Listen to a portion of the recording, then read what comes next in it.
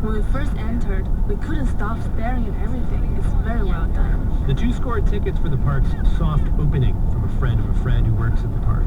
Standing outside the park's gates, Yang lugs a shopping bag filled with Mickey Mouse teacups and plates, while Dong cradles a stuffed blue Disney character, Stitch, from the movie Lilo and Stitch, that's the size of a baby panda.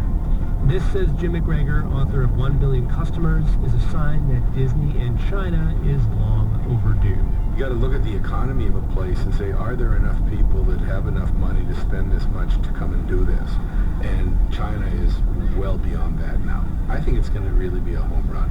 While profits at Disney's parks in the U.S. have surged by 50% over the past 5 years, revenue at its resorts in Hong Kong, Tokyo, and Paris has been flat.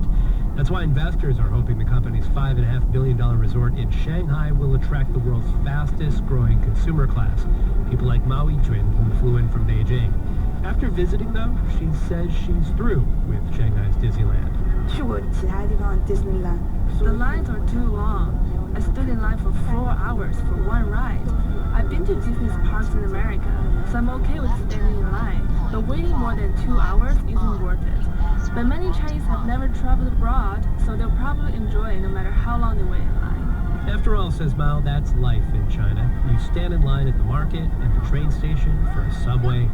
If you're going to waste your time waiting, you might as well be doing it at the happiest place on earth. In Shanghai, I'm Rob Schmitz for Marketplace.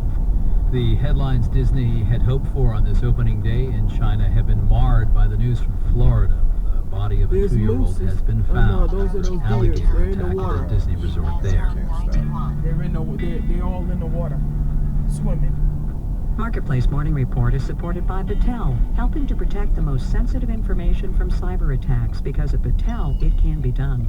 More at battelle.org/defend. And by Kronos, helping businesses attract, retain, and engage employees through cloud-based human capital management. Kronos.com. Kronos, workforce innovation that works. It is a rare, fine season for the Chicago Cubs, but you probably didn't know that that ball club was at the center of a famous lawsuit defining how corporations in America are governed. As part of our series this week, The Price of Profits, Marketplace's Scott Tong looks at the Cubs and corporate decisions. Ernie Banks grounded out his first time. Banks hitting 263.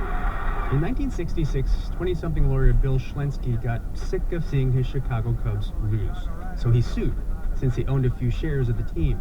My father gave them to me as a gift. We caught up to him in retirement in Texas. It must have been before I was 4 or 5 years old. The Cubs had gone 58 years without a World Series title. Perhaps it was a curse, or a bad manager, or a bad business model. Ball 2, strike 2. Schlensky argued the Cubs didn't make enough money because they played in the day when people were working. Wrigley Field then was the only big league ballpark that didn't have lights. So he sued the ball club directors. The directors have a responsibility for producing the most income for the shareholders. Before the court, Schlensky argued that Cubs players struggled to adapt to the night games on the road.